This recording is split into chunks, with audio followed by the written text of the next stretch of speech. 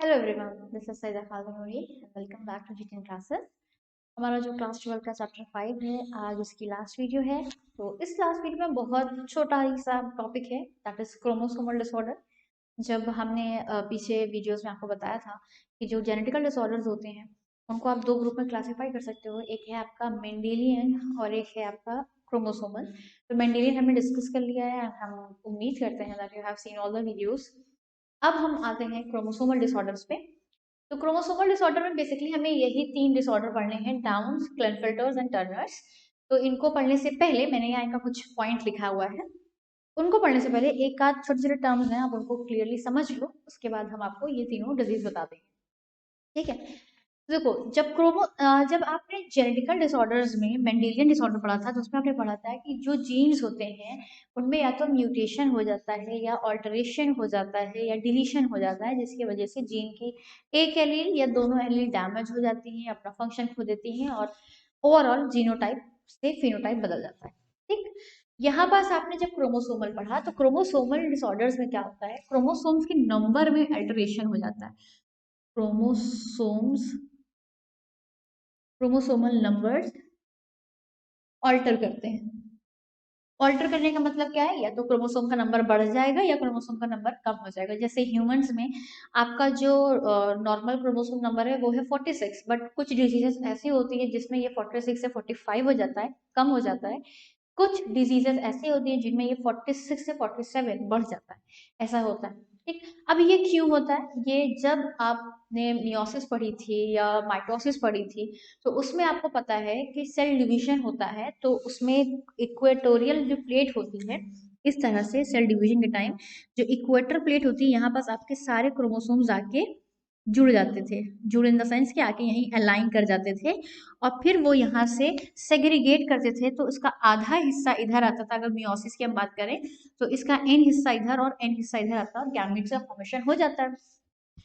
अब मान लो यहाँ पास जब ये हुआ हो तो यहाँ पास कुछ because of some metabolical issues, mutation, किसी भी एक रीजन की वजह से यहाँ पास एक हिस्सा क्रोमैटिड का ज्यादा चला गया, +1 क्रोमैटिड ज्यादा।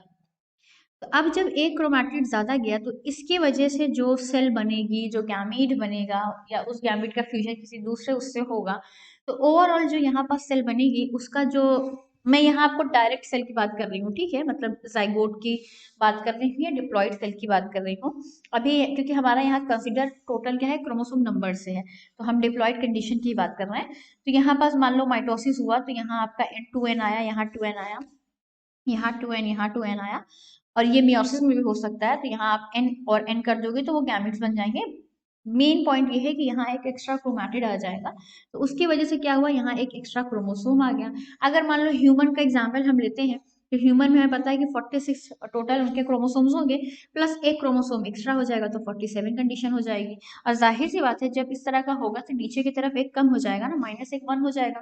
तो इसी कंडीशन में अगर ह्यूमन का ही एग्जाम्पल लेते हैं तो वो 46 -1 मतलब कि टोटल के क्रोमोसोम 45 हो जाएंगे। तो ये भी एक कंडीशन होती है। जब ऐसा हो कि एक ही क्रोमोसोम से एक ज्यादा या एक कम हो रहा है, जब ये हो रही थी, सेग्रीगेशन हो रहा था, सेग्रीगेशन के टाइम पे ये सिचुएशन हुई, तो इनको हम बोलते हैं एन्यूप्लॉइडी। एन्यूप्लॉइडी, जहाँ एक क्रोमोसोम से ये सब चीजें हो जाती हैं। ठीक। एक होता है पॉलीप्लॉइडी। पॉलीप्लॉइडी क्या होती है, आपको पता है कि जब टीलोफेज आता है, टीलोफेज में यहाँ आपका एक न्यूक्लियस बन चुका होता है, यहाँ आपका एक न्यूक्लियस बंद हो चुका होता है, एंड अल्टीमेटली साइटोकाइनोसिस होती है। साइटोकाइनोसिस से ये डिवाइड करके आपके दो cell with their distinct nucleus बन जाते थे। अब मान लो यहाँ साइटोकाइनेसिस ना हो, टीलोफेज के बाद साइटोकाइनेसिस ही ना हो, तो इस सेल में अगर यहाँ पास 2N आप बोल रहे हो, यहाँ 2N बोल रहे हो, टोटल 4N हो गया।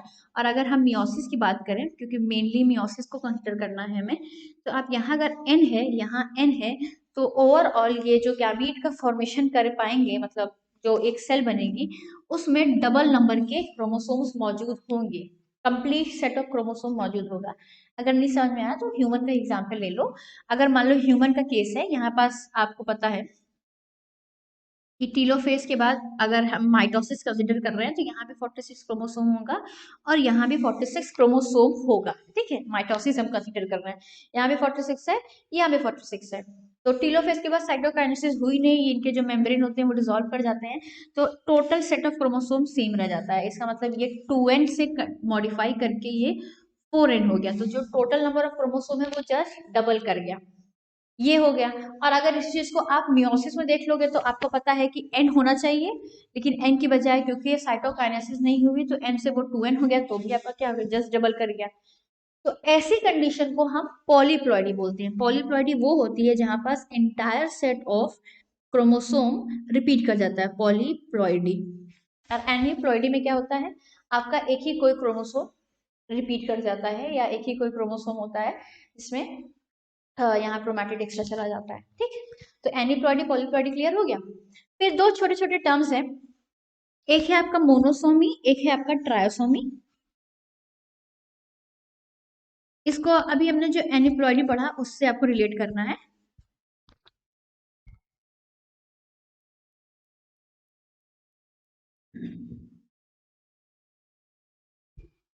हमने ये पढ़ा कि एनीप्लॉइडी में क्या होता है, ये सेग्रीगेशन फेल कर जाता है, और सेग्रीगेशन फेल करने की वजह से एक एक्स्ट्रा क्रोमोसोम का नंबर हो सकता है, या एक क्रोमोसोम की कमी हो सकती है।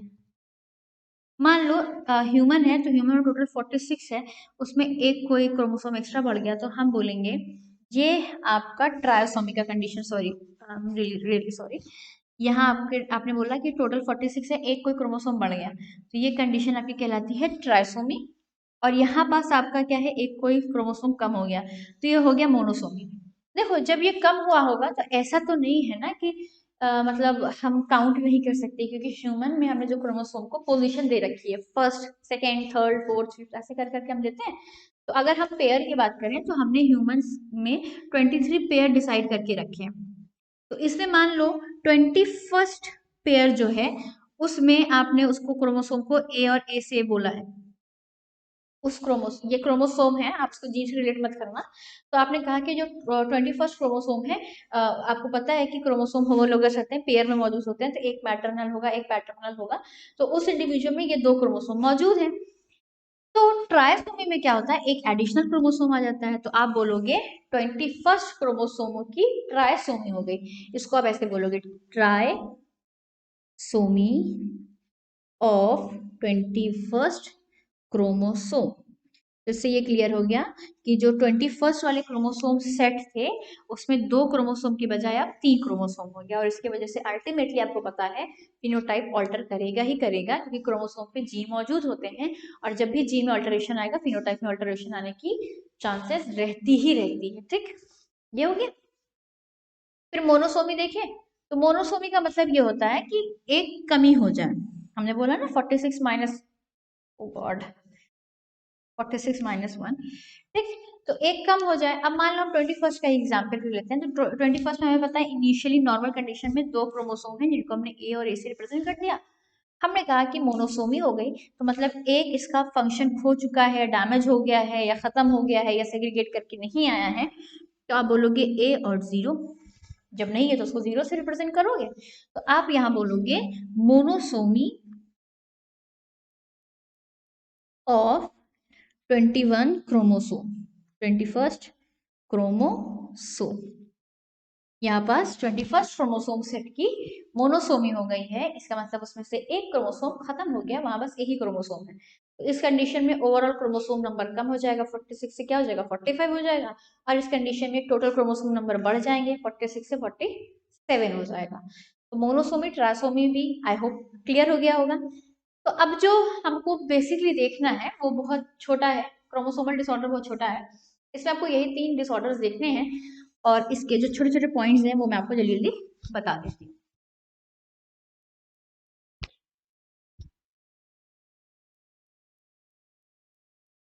तो पहली डिजीज है आपकी डाउन सिंड्रोम। डाउन सिंड्रोम में क्या होता है, जो 21st क्रोमोसोम सेट है उस पे एक एडिशनल कॉपी आ जाती है, इसका मतलब यहाँ क्या हुआ, यहाँ ट्राई सोमी हो गई 21st क्रोमोसोम की, और अब टोटल नंबर ऑफ क्रोमोसोम क्या हो गया, 46 की बजाय 47 हो गया, ठीक। डाउन सिंड्रोम में क्या होता है, 21st क्रोमोसोम सेट पर एक क्रोमोसोम एडिशनल आ जाता है, ट्राइसोमी हो जाती है, 47 टोटल नंबर हो जाते हैं।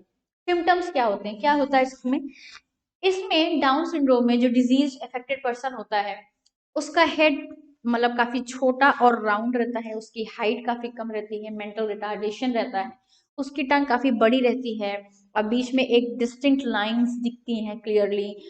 फिंगर्स काफी ज्यादा मतलब हाथ छोटे रहेंगे बट लाइंस काफी ज्यादा डीप दिखेंगी।